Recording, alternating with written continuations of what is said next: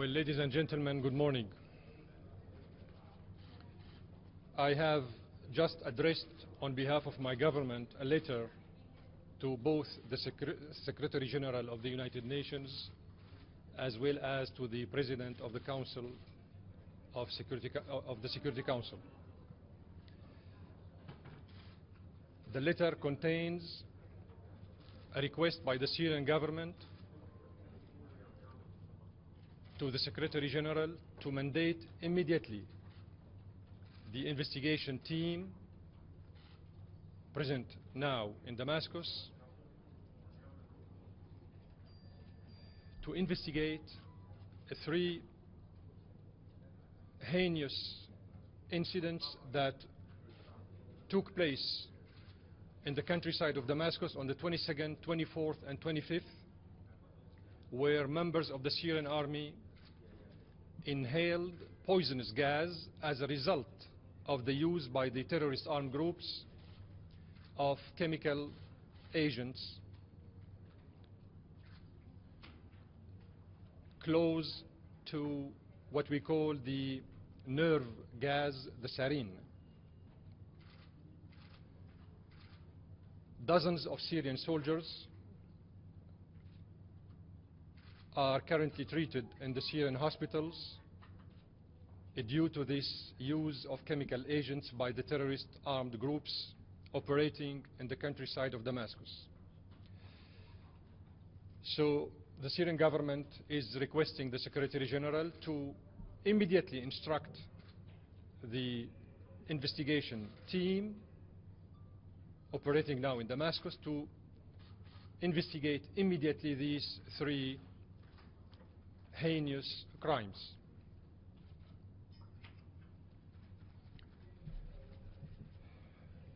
This letter, this last letter, comes after 419 other letters addressed to the Secretary General and the members of the Security Council since the beginning of the crisis in Syria, which means we have addressed so far 420 letters describing all the details related to all developments pertaining to the Syrian crisis. So there is no excuse whatsoever to anybody in the Council or in the Secretariat to say that they are not aware of what's going on in Syria. We did our best to inform everybody about all the details related to this situation. I am in your hands. Do you want the team to find out, assign responsibility for the incidents that you're saying? Do you want them to go out and say who did it? And also, when did Angela Kane actually request to visit Ghouta? There seems to be some disparity between when the UN actually asked to go to this August 21st incident. They're saying there was a 5-day delay. Is that true? That's my question. Mrs. Angela Kane concluded an agreement with the Syrian government with regard to her visit, and the visit was granted, discussed in details with the Syrian government, and she was granted with her team to go to the locations where the where the allegations of the use of chemical weapons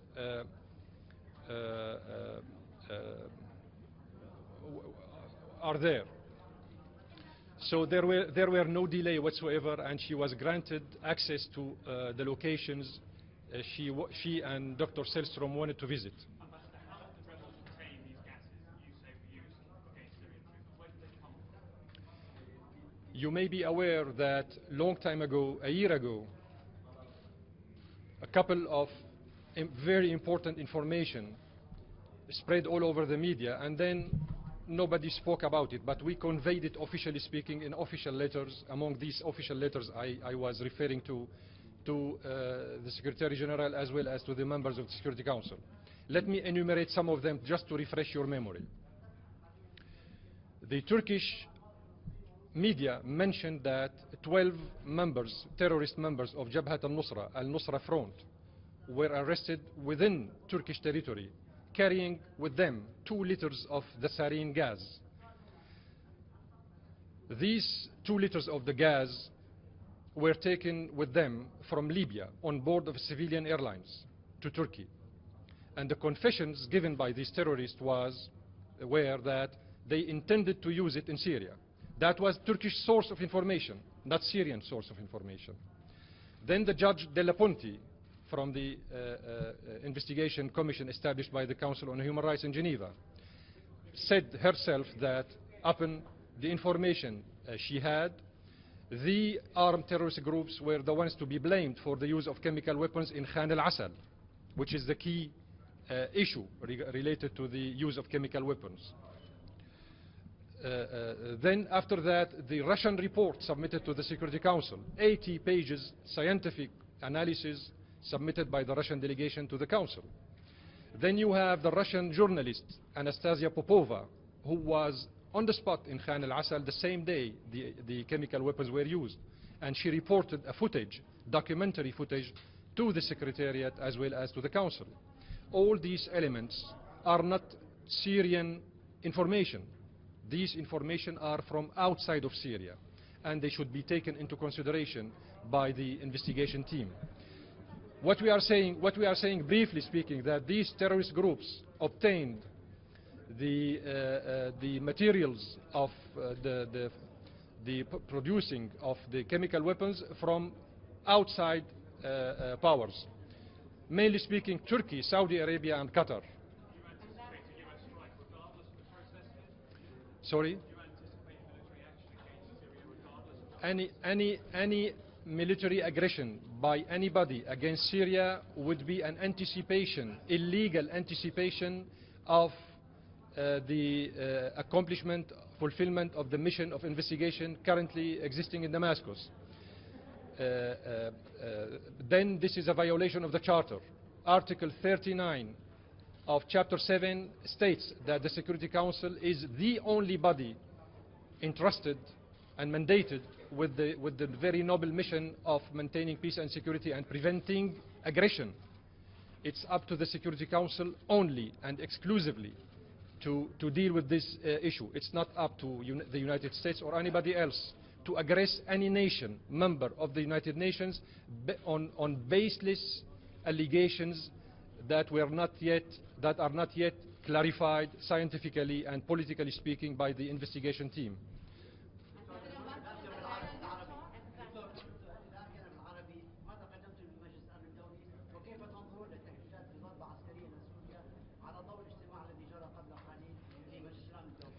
قدمت اليوم رسالة رسمية باسم حكومتي إلى الأمين العام وإلى رئيسة مجلس الأمن تتضمن الطلب للأمين العام توجيه فريق المحققين الموجود حاليا في دمشق لتوجيه فريق المحققين في دمشق بالتعامل فورا مع 3 أعمال إرهابية استخدم فيها السلاح الكيماوي ضد أفراد من الجيش السوري في ضواحي دمشق بتاريخ 22 و24 و25 من هذا الشهر. ومن الناحية الثانية اجتماع الدول الثلاث الغربية الأعضاء الدائمين في مجلس الأمن هو اجتماع والذي لا أعرف فيما إذا انتهى للتو أم لا، هو اجتماع غير قانوني، اجتماع لا يتناسب ولا يتسق مع مهمتهم في الحفاظ على الأمن والسلم الدوليين.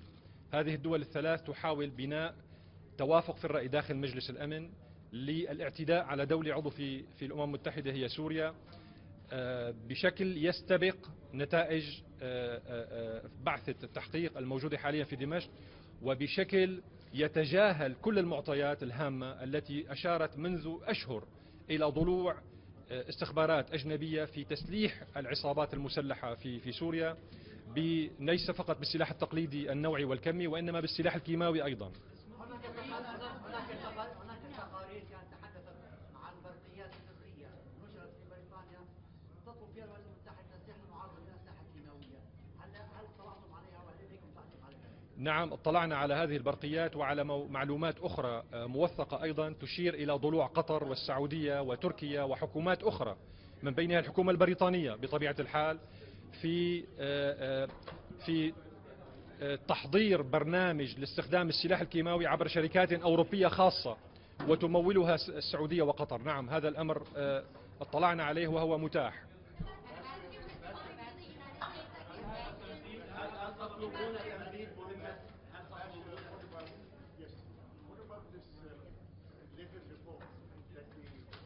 Israel has provided the United States with information which led to the decision of the United States government to make this decision to attack Syria at any point in time in the future. Do you have any, said anything about it? Do you have any about that? It has been really unfortunate for decades to notice that the American diplomacy has always been motivated by defending the Israeli interests in the area. And all this instability in the Arab world, including in Egypt and Lebanon, Syria, Libya, Tunisia, and elsewhere, and the spread of Al-Qaeda activities, and this kind of terrorist networks operating in the Sahel area of North Africa, all this has only one goal, which is deviating the attention from the Palestinian question, cornering the Palestinians and pushing them towards giving up on their sovereignty, on their sovereignty and sovereign causes. The only party that benefits from this instability in the area is the continuation of the Israeli policies of occupation of the Arab-occupied territories and the undermining of any Palestinian chance to see a Palestinian state in the area. You may ask me how. The only way to achieve the Jewishness of Israel is by creating similar experiences in the area based on sectarian and confessional examples. This is why the Western diplomacies are encouraging the creation and the establishment of new mini-states in the area based on religion, sectarian and confessional basis. Specifically, can you talk about this proof that has been given to the United States about this attack by interception of You just need to follow what the Israeli politicians are saying around the clock. It would be very easy to understand that the Israelis are the ones who are motivating the American administration to move ahead with their military aggression against Syria. هل تطلبون تمديد مهمة التحقيق الدولية في سوريا؟ Can you tell us how is your letter to the Secretary General of places to inspect? Could you raise your voice, please? Yes, your letter to the Secretary General of places to inspect. Is that different from where the team is going today? The team has been allowed to investigate in 3 locations. Khan al-Asal and 2 other locations. That was the agreement we did with the Secretary General before seeing the team on the Syrian soil. So besides these 3 locations, the team was also allowed to investigate in the incidents that took place in Al-Ghouta, in the suburbs of Damascus. And now we are asking the team to incorporate again 3 more locations where the Syrian soldiers inhaled the gas, the nerve gas, also in the suburbs of Damascus. So now the spectrum of the investigation is rather increasing compared to the initial phase of investigation.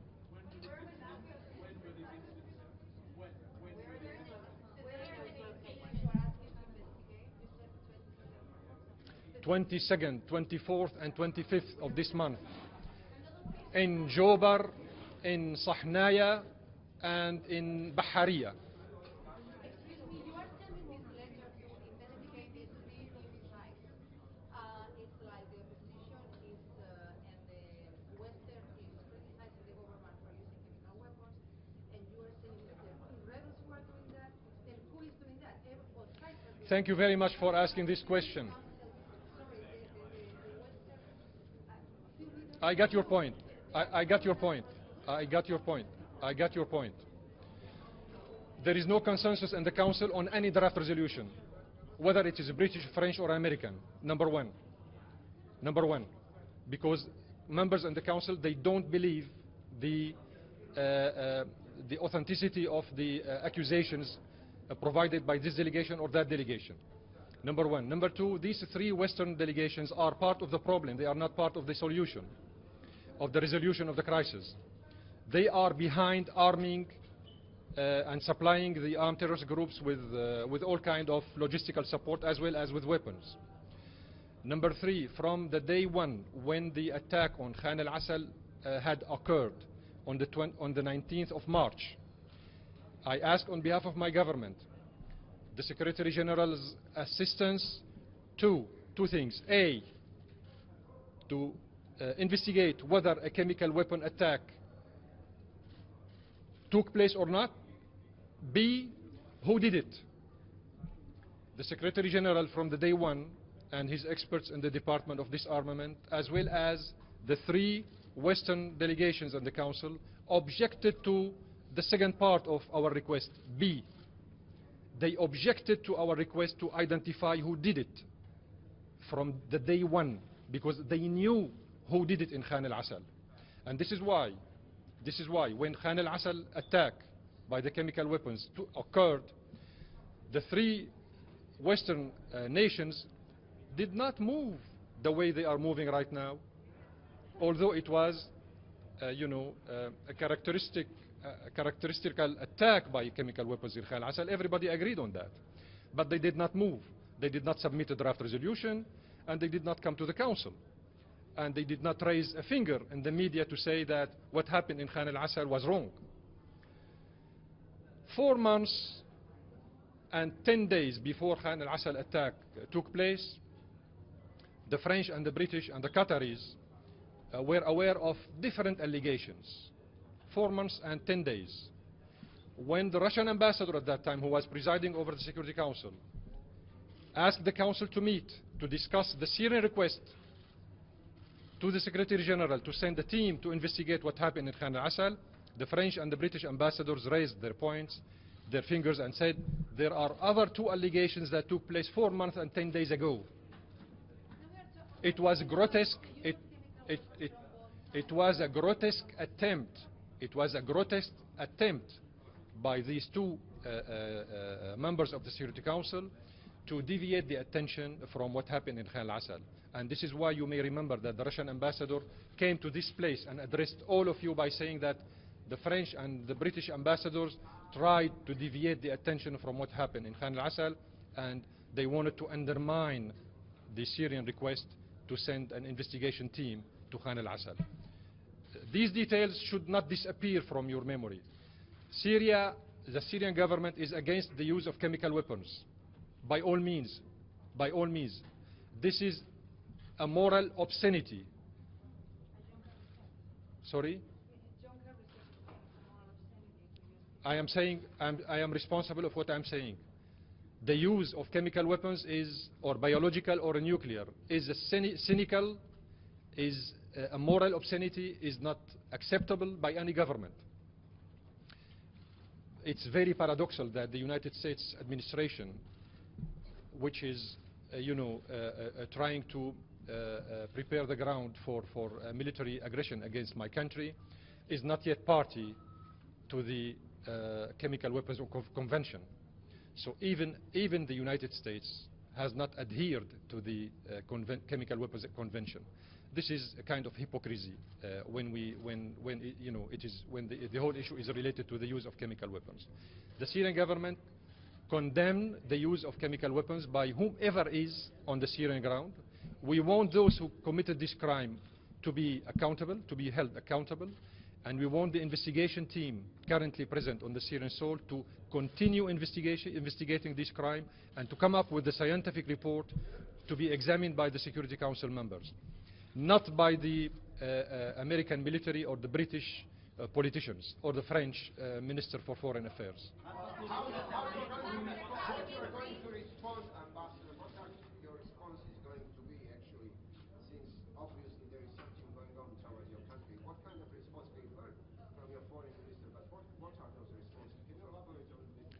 We are not a warmongers. We are a peaceful nation seeking stability in the area, because instability would serve only the Israeli interests. Everything taking place in the Arab world right now, and called, wrongly speaking, the Arab Spring, serves the Israeli interest only and exclusively. What we are saying is that what the American administration and the British and its allies call it a military coup is not a coup. It's an aggression according to the Charter of the United Nations. So those who would commit such a crime of aggression against a founding member of the United Nations should assume the consequences of their act. We are saying that we know that the Syrian government is totally innocent of these accusations. We are sure of who did it. All what we are asking for is to give time to the investigation team operating now in Syria to conclude its works, to come up with the scientific report, to be examined by the Security Council members, away from any political or military pressure, because this threat of using force against my country's government has only one goal: undermining the mission of the investigation team, so that they will not come up with another report to the Security Council innocenting the Syrian government. The same thing that happened with the Arab League, with the General Dabi report, if you remember, when the Arab League tried to cover up a call for the use of force against Syria by the Security Council, but they failed. هل تريدون تمديد مهمة المحققين؟ سعادة السفير لو سمحت، هل تريدون بصراحة التمديد لمهمة المحققين؟ وما هي المدة التي تعتقدون أنها كافية من أجل التوصل إلى هذا التحقيق العلمي أو النتائج العلمية المتوخاة من قبل؟ هناك اتفاق بين وزارة الخارجية السورية وبين فريق التحقيق، الأمانة العامة وليس فريق التحقيق، الأمانة العامة للأمم المتحدة ممثلة بأنجيلا كين. هذا الاتفاق ينص على أن مدة تنفيذ مهمة التحقيق هي 14 يوما قابلة للتمديد برضا الطرفين. فإن كان يعني سؤالك بصراحة أو بغير صراحة في غير مكانه، لأنه في اتفاق بصراحة بين الجانبين على أن مهمة التحقيق هي 14 يوما قابلة للتمديد برضا الطرفين. الفريق موجود الآن في دمشق، ونريده أن يتم عمله بحرية بموضوعية بعيدا عن أي ضغط سياسي أو عسكري. أي تهديد بالاعتداء على سوريا عسكريا يرمي أساسا إلى تقويض مهمة فريق التفتيش ومنعه من إتمام مهمته، كي لا يأتي هذا الفريق بتقرير إيجابي لصالح الحكومة السورية يثبت اتهامنا للمجموعات المسلحة ومن يدعمها من القوى الإقليمية والعربية والدولية عسكريا وماليا ولوجستيكيا، بأن هذه المجموعات هي التي استخدمت السلاح الكيماوي. القصة واضحة تماما لكل ذي عقل ولكل ذي رشد. نحن نقول اتركوا مهمة التفتيش تنتهي بسلام ودعوهم يرفعوا تقريرهم إلى مجلس الأمن. هذا كل ما نقوله.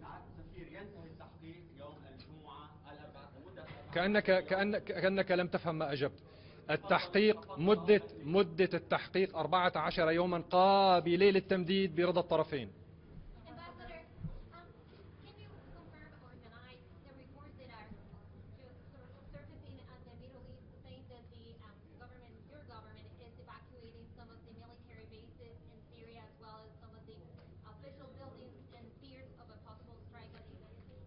We are in a state of war right now, preparing ourselves for the worst scenario. What would you ask a government in this situation to do, unless to take the necessary precautions? I couldn't confirm or negate what you are saying, but I'm not a military expert. I'm a diplomat. But if I were there, I would do that.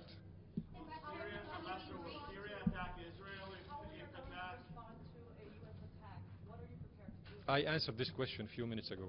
Ambassador, will Syria attack Israel in Qatar? I know you are in a state of war, and you said that your government, Syrian government, is looking for stability in Syria and in the region. How much the government is looking for stability in Lebanon? When I say Syria is looking for stability, that means the Syrian government is looking for stability. There is no duplicity in this. Whether it is... Lebanon is not an external part of the Middle East or the Arab world. Lebanon is an integral part of the Arab world and of the area, of the region. So we are keen interest in seeing stability all over the area. We want peace. We want peace, and we want Lebanon to be away from all instabilities and explosions and terrorist activities undertaken by the Salafist movements and the Wahhabis, such as the ones that occurred in Sayda and Tripoli.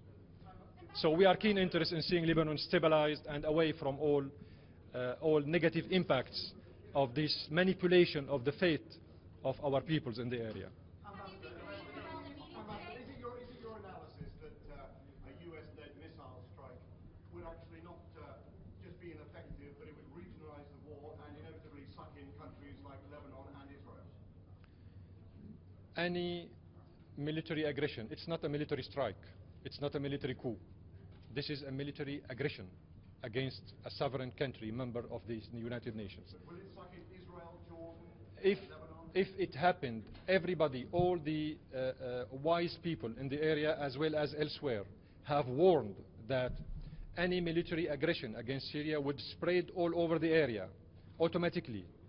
Those who know the area very well, they know the negative impacts of such a military aggression. We should keep in mind what happened in Iraq. We should keep in mind what happened in Libya. Aggressing Libya spread all over terrorism in Africa. The French pretended fighting in Mali and Niger and Nigeria, France is helping them in Syria right now. So terrorism will spread all over the world. But specifically, would Syria or your allies, would they attack Israel? We have the right to self-defense according to the Charter of the United Nations. It's up to the military command to determine how we would respond to any military aggression.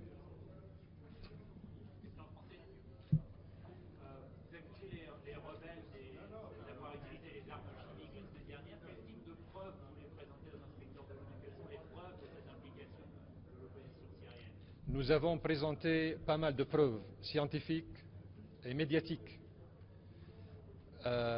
au secrétaire général ainsi qu'aux membres du Conseil de sécurité. Ces preuves sont irréfutables. Ils sont basés sur pas mal d'enquêtes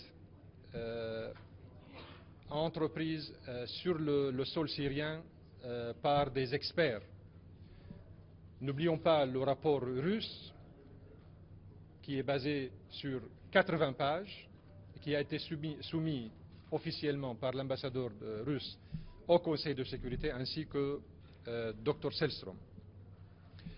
N'oublions pas le reportage documenté établi par la journaliste russe Anastasia Popova, qui était sur place le même jour les armes chimiques ont été utilisées à Khan el-Assal. N'oublions pas les déclarations flagrantes du juge Del Ponte sur son jugement que les groupes terroristes ont utilisé les armes chimiques et non pas le gouvernement syrien. N'oublions pas ce que les médias turcs avaient dit il y a un certain temps, que 12 terroristes appartenant au Front al-Nusra ont été arrêtés en Turquie même, transportant avec eux 2 litres du gaz sarin qu'ils ont amené de la Libye.